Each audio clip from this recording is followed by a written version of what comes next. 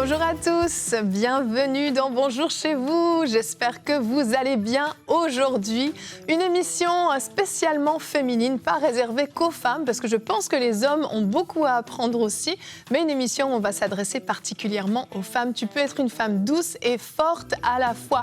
On va casser un peu des stéréotypes aujourd'hui, on va voir ce qu'est la douceur d'une femme et je ne serai pas seule, je serai très très bien accompagnée jusqu'à la fin de la semaine. D'ailleurs, j'ai le plaisir d'avoir avec moi Eric et Rachel Dufour. Bonjour à tous les deux. Bonjour Evelyne. Bonjour Evelyne. Quelle joie de vous avoir. C'est toujours un partagé. plaisir, vraiment. On est très heureux d'être avec toi. Le thème est magnifique. Le thème est Me magnifique. plaît beaucoup. Je suis étonnée, tiens. Bon, tu nous as un peu séparés, mais ça va aller quand même. Ouais, je suis désolée, hein, ça me fait mal moi aussi. Oui, En mais moi plus, aussi. Je dois tourner la tête et j'ai l'impression que vous êtes très loin l'un de l'autre. Mais c'est pour mieux vous retrouver. Exact. Voilà, c'est ça. Ça, je vois le plus bel homme du monde devant moi. Oui, c'est pas vrai, mal. tu vois, ça. tu l'as en face de toi au lieu de l'avoir à côté. Voilà. C'est bien, tu vois le bon côté des choses. On sera ensemble toute la semaine Oui. et on va aborder des sujets super intéressants. Aujourd'hui, on parle des femmes. Demain, on va pouvoir parler aux hommes également. On va parler du couple, on va parler de la sexualité, on va parler de plein de choses super Avec intéressantes. grand plaisir. Excellent. C'est une très belle semaine, toujours avec vous des thèmes originaux. On se permet, on se lâche quand vous êtes là. Hein. On va plus loin. Avec plaisir. Et aujourd'hui, Rachel, tu vas faire une rubrique couple et relations. Tu nous diras qu'est-ce qui endurcit le cœur des femmes. Oui, ça c'est important à regarder. Je suis allée chercher une définition qui m'a bien fait sourire. Je vais vous la donner pour démarrer. C'est un état où les personnes deviennent insensibles, apathiques et stupides, selon la définition de Jonathan Edwards, face aux réalités spirituelles. C'est une définition de 1700, mais j'ai trouvé intéressant d'aborder sous cet angle-là et on va surtout regarder des solutions. Ben oui, c'est l'objectif. C'est l'objectif. Finalement. On va trouver des solutions. On va trouver parce des que, solutions. ben oui, souvent quand on a le cœur dur, en fait, on le sait, mais on ne sait pas comment faire pour le ramollir. C'est ça, l'attendrir. L'attendrir. L'attendrir. En le disant, je dis, ça sonne bizarre, là. L'attendrir. L'attendrir. Merci. Et donc, on va commencer tout de suite cette émission avec toi, Eric. Oui. Dans la pensée du jour.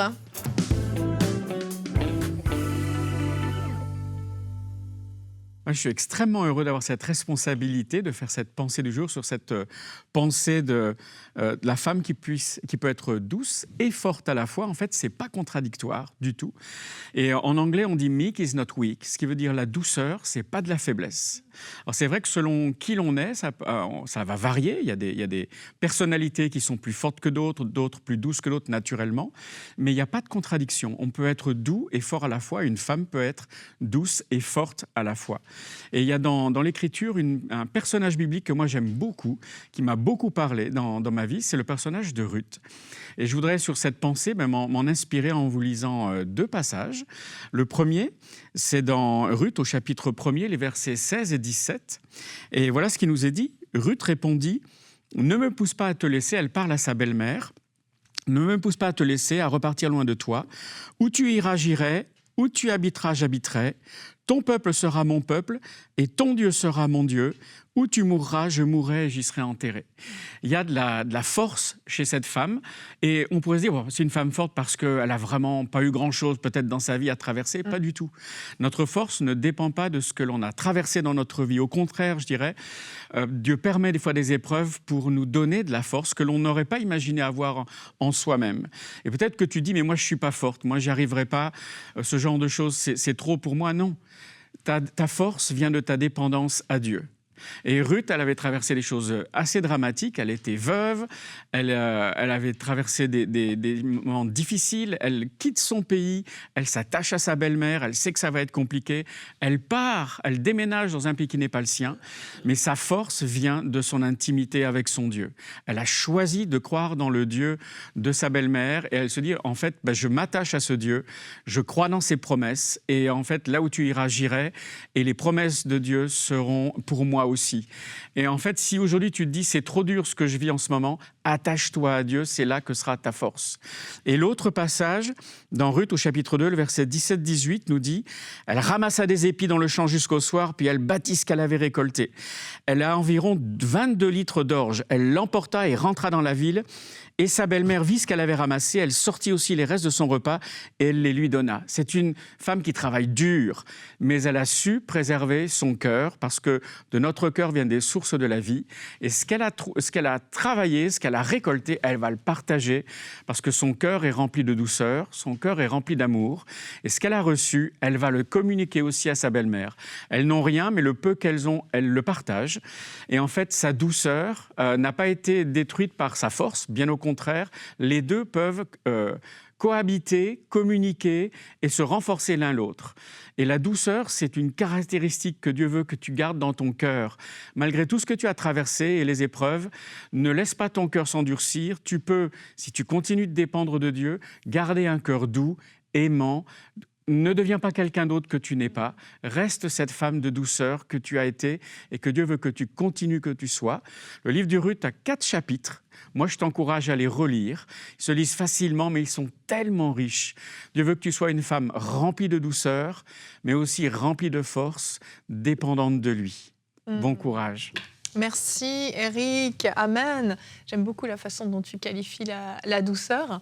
Et pour la petite histoire, moi quand je regardais les fruits de l'esprit, quand j'arrivais à la douceur, ça ne me parlait pas du tout. J'arrivais pas à saisir. Et Jérémie, pendant des années, quand il priait pour moi, il priait toujours pour la douceur. Et ça m'irritait un petit peu. J'ai dit, ok, donc ça veut dire que je manifeste pas de la douceur. Mais parce que pour moi, la douceur, c'était quelque chose qui se manifeste juste à l'extérieur, en fait. Une voix douce, peut-être être un peu effacée et tout. Puis je me disais, moi, c'est pas dans ma personnalité. Mais en même temps, je me sentais pas non plus une femme forte. Et en fait, c'est là où il y a tout un mélange qui se fait et on se perd dans un espèce de stéréotype, une image qu'une femme douce doit être comme ci, comme ça, qu'elle doit être, ça, un peu effacée, un peu en retrait, très très soumise, très très passive, et puis avec une voix qui parle doucement, pas parler trop fort et tout. Et je me retrouvais pas là-dedans jusqu'à ce que je comprenne ce que c'était que la douceur du cœur, en fait. Cœur, oui. Et là, ça change tout. Quand tu viens gratter à l'extérieur et tu vas à l'intérieur, là, tout à coup, tu trouves quelque chose qui te correspond un peu plus. On n'a pas été aidé avec les stéréotypes, en fait.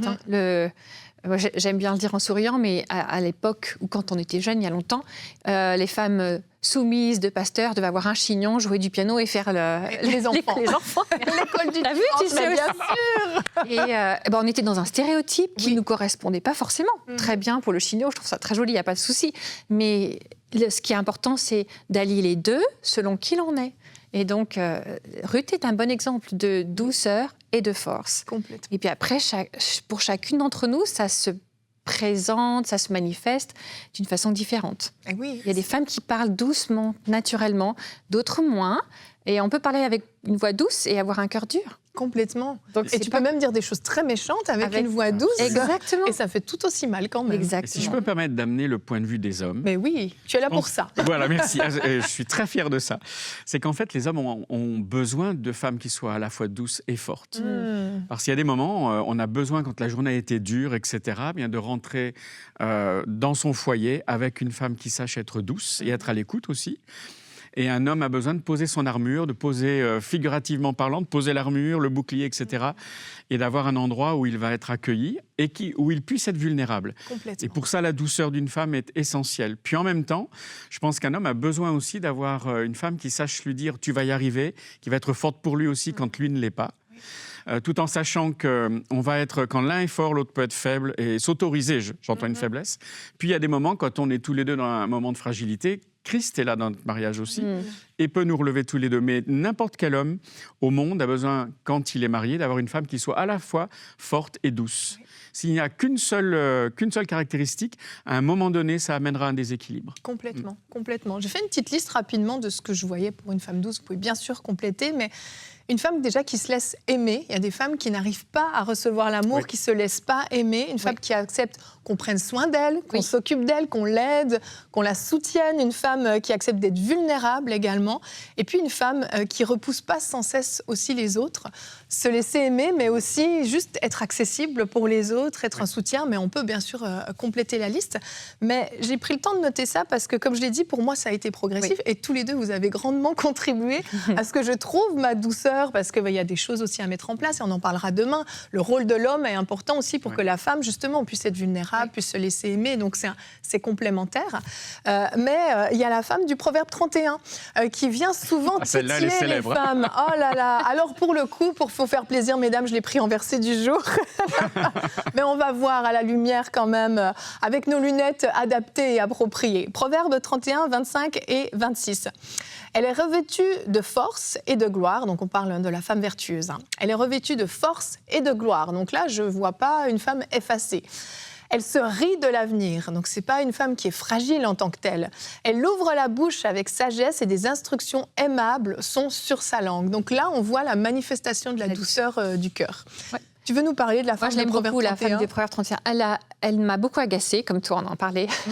Hors antenne, oui. Hors antenne, parce qu'elle a été utilisée pour taper sur la tête des femmes, pour dire ça, c'est vers l'infini et au-delà, mais tu l'atteindras jamais, en fait. Complètement. Et donc, culpabilisant, tout ce qu'on veut. C'était pas nous.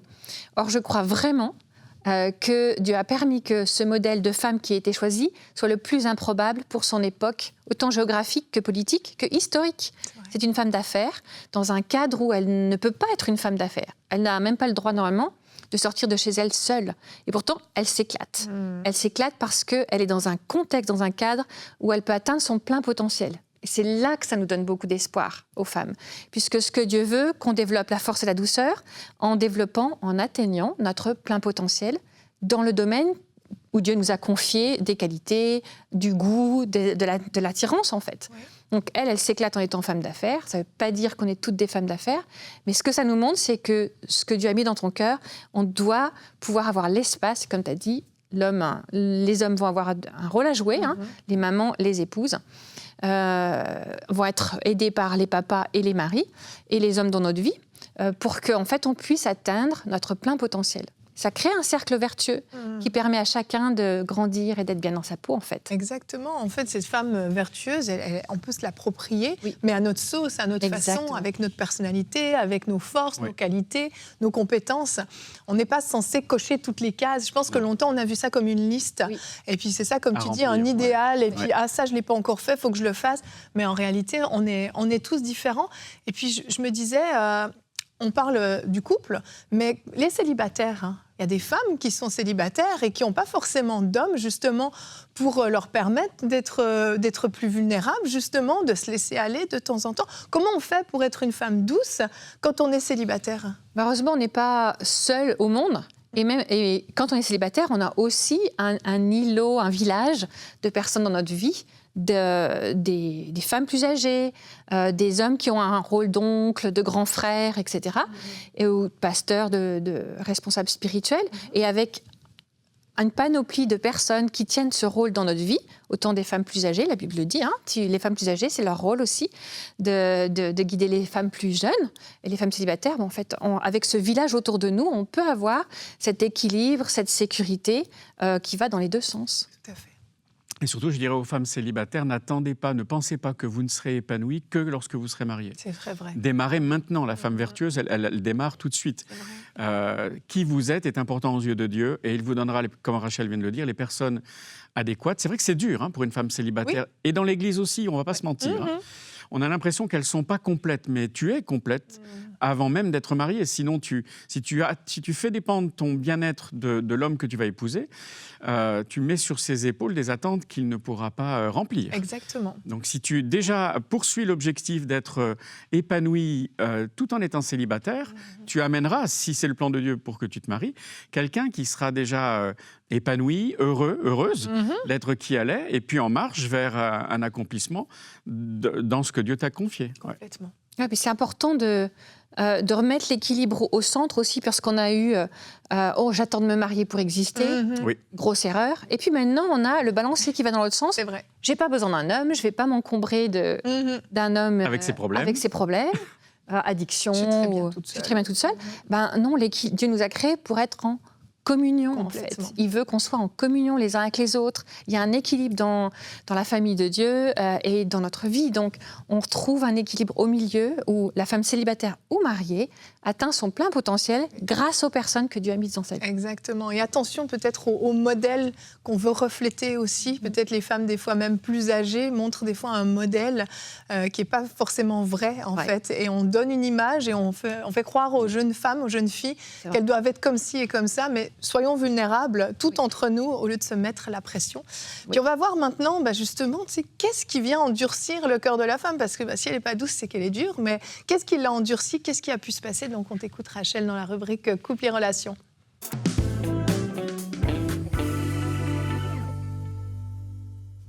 Alors c'est important d'aller regarder ce qui nous endurcit, parce que si on laisse notre cœur s'endurcir, on va se retrouver piégé et ça va se retourner contre nous. C'est pas le bon plan. Donc, je voudrais regarder ensemble avec toi les quelques racines, origines de cela. Et avant d'aller plus loin, on ne veut pas devenir comme les pharisiens qui ont un cœur endurci. Je vais vous lire Marc 3,5. Alors, promenant ses regards sur eux avec indignation et en même temps affligés de l'endurcissement de leur cœur. Ça, c'est quelque chose qui m'aide quand je regarde là où je ne veux pas aller, en fait. Je vais essayer de détourner mes regards de ce que je ne veux pas devenir, un cœur endurci, pour me concentrer sur le cœur avec de la douceur. Et souvent, le péché peut être à l'origine d'un endurcissement du cœur. Je vais vous lire Hébreux 3,13. Mais exhortez-vous les uns les autres chaque jour, afin qu'aucun de vous ne s'endurcisse par la tromperie du péché. Donc, ça va être une situation de péché où nous on se trouve ou que l'on a subi. Et à cette notion de le péché qui va anesthésier notre conscience de l'état de notre cœur, en fait. On va lutter contre ça et trouver des solutions. Parce que le péché, c'est manquer la cible que Dieu a prévue pour nous. Et le péché va nous emmener vers une forme de rébellion et de désobéissance et d'endurcissement du cœur. Pendant cette rubrique, moi je prie que le Seigneur te montre, le Saint-Esprit te montre là où il y a quelque chose dans ton cœur qui t'empêche d'être comme Dieu veut et qui te fait manquer la cible. Parce que c'est ça le péché, en fait. La première chose, ça peut être un cœur non repentant. Peut-être que quelque chose que toi, tu as choisi de vivre, de faire, te coince avec un cœur non repentant, c'est-à-dire que je ne vais pas demander pardon. Dans le couple de nous deux avec Eric, c'est moi qui ai plus de mal à demander pardon. Donc, là, normalement, c'est moi qui parle. Donc, Eric confirme, apparemment. Eric, il me demande pardon tout de suite. Moi, il faut que... Dieu. Il y a un peu plus de fierté. Un peu plus de... Ouais, peut-être. Et pourtant, tu vois, je commence par ça parce que je pense que le cœur non repentant endurcit notre cœur. Romains 2, 5. Mais par ton endurcissement et par ton cœur impénitent, donc non repentant, tu t'amasses un trésor de colère pour le jour de la colère et de la manifestation du juste jugement de Dieu. C'est pas un bon plan. Non, effectivement. Donc, si ma petite rubrique peut t'aider à demander pardon plus vite, c'est le bon plan. Bien sûr, encore une fois, je veux souligner, comme peut-être vous l'avez déjà entendu dire plein de fois, mais il y a une différence entre la culpabilité et la conviction de péché. La culpabilité, c'est le diable qui essaie de nous garder la tête sous l'eau en disant « tu t'en sortiras jamais ». Je ne parle pas de ça. Je parle de la conviction de péché, le Saint-Esprit qui te dit « là, tu as parlé trop fort, trop sèchement à ton conjoint, tu t'es fait piéger par la colère, etc. » Donc, c'est ça qu'on veut souligner. Si tu sens le Saint-Esprit te dire « il faut que tu gères quelque chose » et que tu ailles demander pardon, pause, va demander pardon, reviens. Première très bonne antidote contre le cœur endurci. Après, il y a bien sûr l'amertume et le manque de pardon. Si toi, on t'a fait du mal et que tu sens dans ton cœur que tu as besoin d'aller demander pardon, alors n'hésite pas aussi, pas d'aller demander pardon, mais toi-même de pardonner. N'hésite pas à faire ce point-là avec Dieu, parce qu'une blessure qu'on t'a causée, elle n'était pas juste, mais si tu la gardes dans ton cœur et que tu l'entretiens, que tu la rumines, ça veut dire quoi, ruminer? Ça veut dire que ça remonte. Image très parlante. La vache, elle rumine, ça va dans son estomac, la nourriture, ça remonte et tu la mâches à nouveau. La blessure... c'est ça. Mais comme ça, tu n'oublies pas. La blessure qu'on t'a faite, elle est passée, elle est digérée, mais tu as besoin de la pardonner pour pas qu'elle remonte en permanence avec des acidités de l'estomac, tu vois. Donc, pardonne si tu as besoin, parce que c'est ça qui va t'apporter la vraie liberté et qui va aider ton cœur à aussi être adouci. Et puis, un autre point qui endurcit notre cœur, c'est de s'éloigner de la parole de Dieu, en fait. Oui. La parole de Dieu, elle est vivante, efficace, et elle nous aide à faire le point sur nous, elle nous aide à remettre Dieu au centre, à nous éloigner du péché, qui nous éloigne de Dieu. Donc, je ne sais pas depuis combien de temps tu n'as pas ouvert ta Bible pour toi. Peut-être que cette rubrique est là pour te challenger aussi et redécouvrir le bonheur de la parole de Dieu, en fait. Peut-être avec un angle nouveau, tu as peut-être besoin de retrouver de la fraîcheur dans cette relation avec Dieu. Mais la parole de Dieu, ce n'est pas un vieux livre poussiéreux. Amen. c'est un médicament pour ton âme et pour ton cœur qui risque de s'endurcir. Quand tu as besoin d'un médicament pour ton âme, le meilleur endroit, c'est la parole de Dieu. Donc peut-être, regarde des émissions, va creuser. Quand tu vois, il y a le verset du jour qui a été donné, etc. Tu vas creuser, regarde ce que le Seigneur veut te dire au travers de sa parole. Retrouve le chemin du cœur de Dieu pour que ton cœur à toi puisse être adouci. Un autre danger, c'est l'orgueil spirituel qui endurcit son cœur. Alors celui-là, il est intéressant parce qu'il peut avoir plusieurs formes. Qu'est-ce que c'est que l'orgueil spirituel ? Ça va être quand tu ramènes à toi les fruits de ce que le Seigneur accomplit dans ta vie. Et ça, l'orgueil risque de t'éloigner de Dieu, mais il peut avoir une forme de orgueilleuse, donc tu te glorifies toi-même des choses que tu vis, mais il peut aussi avoir une forme d'humilité, d'une fausse humilité, où sous un couvert d'humilité, tu as l'air de dire quand même que ce qui est arrivé, c'est grâce à toi ou à cause de toi. Ça va dans les deux sens. Et ça endurcit notre cœur. Donc, je t'invite à ramener à Dieu, en fait, les choses que tu vis, les choses que tu expérimentes, les fruits que tu produis, ramène-les à Dieu, en fait. Les dons que tu as reçus, ne t'en glorifie pas. Ils viennent de Dieu. Et c'est un privilège que de servir Dieu. Donc, attention, si le Saint-Esprit est en train de te dire « Ouais, ça, c'est quelque chose auquel je veux que tu prêtes attention, regarde, est-ce que l'humilité te ramène vraiment tout ce que tu vis à Dieu ? Sinon, ton cœur risque de s'endurcir et la difficulté avec l'orgueil spirituel, c'est que notre cœur devient imperméable, en fait, au Saint-Esprit. Et le Saint-Esprit est patient, il est là, il parle à petite voix douce, et puis au bout d'un moment, l'orgueil spirituel nous fait éteindre la voix du Saint-Esprit.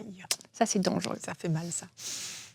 Et puis on a aussi les épreuves aussi, les choses qu'on subit, les déceptions, les souffrances, et qui endurcissent notre cœur, parce que quand tu as pris un coup, tu te protèges. Quand tu prends 10 coups, tu te protèges et tu fais comme une carapace. Exactement. Et ton cœur s'endurcit, en fait, et se protège dans une coquille qui, au démarrage, te protège.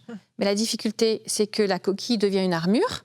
Et tu l'as dit, Yveline, après, on ne peut plus recevoir de l'amour. Donc, si tu sens dans ton cœur qu'effectivement, tu as pris des coups, parce que parfois, la vie est difficile. C'est vrai. Là, il ne faut pas hésiter à aller se faire aider pour pouvoir soigner, guérir et mettre des bonnes frontières, des bonnes barrières qui vont nous protéger, mais qui ne seront pas des murs. Parce que le mur nous coupe, nous isole. On a besoin de frontières, des barrières, comme sur un jardin. On va mettre des barrières pour dire, non, tu ne vas pas plus loin que ça, parce que sinon, tu vas me faire mal. Plutôt que de monter un mur qui va être jusqu'au ciel. On peut laisser un petit portail. On peut laisser un portail avec la poignée. Si tu l'ouvres ou pas. Exactement, avec la poignée de notre côté. Donc attention à la douleur, aux souffrances aux déceptions, qui risquent de t'emmener à construire un mur. Ça nous endurcit. On cherche la guérison, on laisse la place pour que l'antibiotique divin vienne guérir notre cœur. Et puis il y a aussi la négligence et le manque d'affection. Ça endurcit. Quand tu as vécu le rejet dans l'enfance, quand tu as vécu le harcèlement à l'école, le harcèlement dans ta vie professionnelle, dans ta vie de couple peut-être, dans ta vie de célibataire, etc.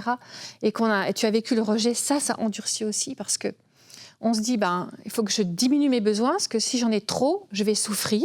Et on a tendance à s'enfermer, à s'isoler, et donc à s'endurcir. Ça, c'est très cliché, mais combien on disait, la vieille fille acariâtre. Ouais.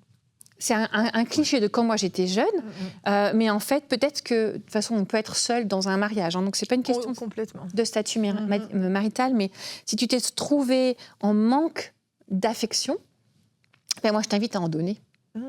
C'est un très bon médicament, ça. Si tu te trouves isolé et que, pour une raison ou pour une autre, tu es devenu le souffre-douleur de quelqu'un au bureau, etc., choisis d'aimer une personne, 2 personnes, en ayant des actes de gentillesse, d'affection, d'amour. Pour la voisine, tu vas aller faire des courses, c'est un exemple que je donne très souvent. Mais le fait de te tourner vers quelqu'un pour démontrer des marques d'affection va t'aider déjà à guérir. Et tu verras que ça crée un cercle vertueux. Donc n'hésite pas, si tu te retrouves coincé avec un manque d'affection, à faire le premier pas et à en apporter vers l'autre. Magnifique. J'arrive presque au bout des racines. Il y a aussi les désirs insatisfaits. Et les choses, tu soupires, et tu as l'impression que Dieu n'exauce pas. Et des fois, je ne sais pas pourquoi Dieu ne répond pas, mais j'ai envie de prier qu'il te donne selon ce que ton cœur désire.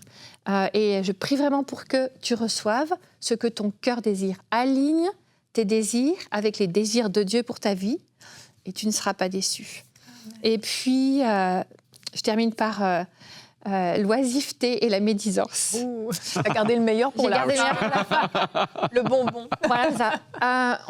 Les moustiques et les lions en Afrique, mon grand-père il disait que quand il y avait un lion, il était missionnaire en Afrique, au Burkina, pour les Burkinabés, que quand un lion arrivait, tout le village se mettait ensemble pour aller tuer le lion. Mais les moustiques, personne s'en occupait. Or, les moustiques tuent plus de personnes que les lions.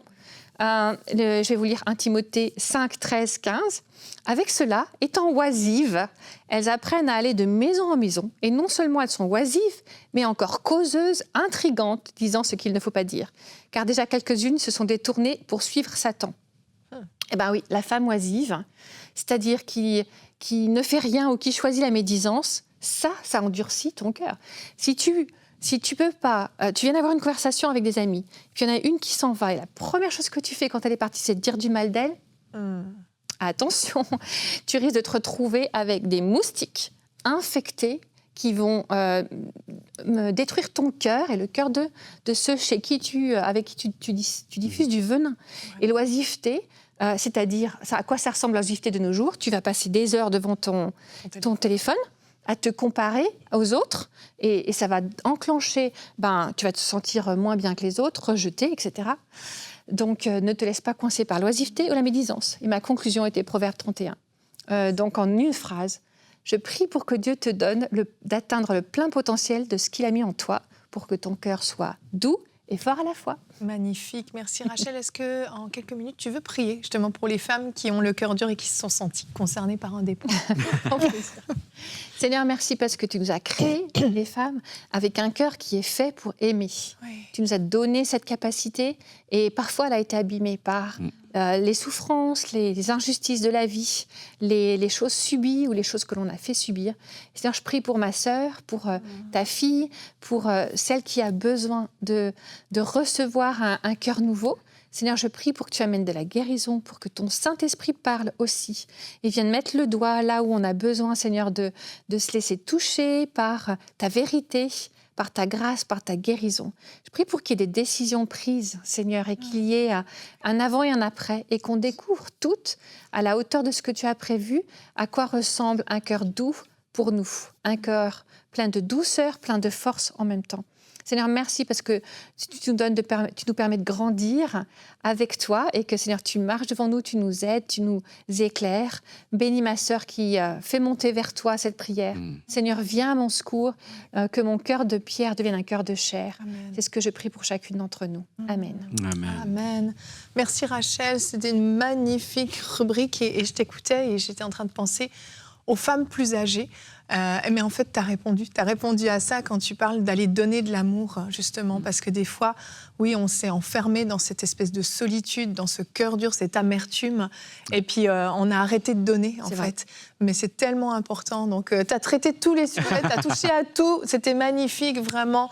Mettez ça en pratique. Si vous avez été concerné par un de ces points, vraiment, n'ayez pas justement le cœur dur au point de ne pas recevoir ce qui a été dit, mais plutôt dites-vous, qu'est-ce que je peux faire pour que ça change, parce qu'aujourd'hui est le jour où je deviens une femme douce et forte à la fois. Alors demain, on l'a dit, on va parler aux hommes et vous avez été nombreux à nous réclamer une suite. Vous savez, Michael était venu faire une émission d'adolescents à hommes. Ça avait parlé à beaucoup de monde et il y avait le nom d'Éric Dufour qui était sorti à un moment donné. On en parlera plus demain, mais on va pouvoir décortiquer ensemble, creuser ensemble, aller plus loin ensemble. Donc demain, comment devenir un homme mature? Et Éric, dans la rubrique famille, tu nous diras « Mon fils, tu seras un homme ». Amen. Alors merci à tous les deux. Merci à vous de nous avoir suivis. À demain et bonjour chez vous.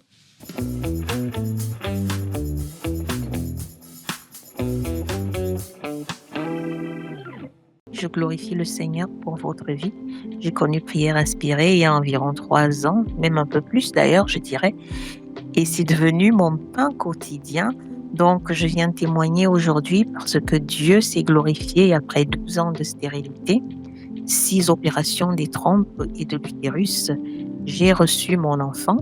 Donc, il y a 2 ans, j'ai fait un post sur Lisons et prions le psaume 4 et il y a 1 an sur Prier pour les maladies où je prophétisais d'avoir un enfant dans les 1 an. Aujourd'hui, j'ai ma petite fille Céleste Néhémie qui est née le 12 juillet dernier. Dieu s'est puissamment manifesté. Je suis maman, je viens vraiment glorifier Dieu et je suis contente d'être partenaire de EMCI et je remercie le Seigneur parce qu'il a essuyé mes larmes. Gloire lui soit rendue et que vous demeuriez bénis au nom puissant de Jésus-Christ. Amen, amen, amen. Merci. Si vous êtes comme moi, entendre ce genre de témoignage doit vous réjouir. Et si dans votre cœur vous vous dites « mais moi aussi j'aimerais pouvoir contribuer, pouvoir participer, avoir encore plus de vie, être changé, j'aimerais être aussi partenaire, mais que c'est un pas de foi à faire pour vous », eh bien je vous encourage à mettre votre foi en Dieu, celui qui vous comble de toute grâce, qui pourvoit afin de satisfaire à tous vos besoins et qui donne aussi en abondance pour toute œuvre bonne. Alors si dans votre cœur vous avez le désir de pouvoir devenir un partenaire de MCI, eh bien faites confiance à Dieu, mettez votre confiance en lui. Et je vous encourage maintenant, je vous invite à pouvoir aller sur emcitv.com/don pour rejoindre la grande famille des partenaires qui donnent pour voir des vies être transformées. Dès maintenant, rejoignez la famille des partenaires qui donnent pour voir des vies transformées partout dans la francophonie. Pour faire votre don, rendez-vous sur emcitv.com/don.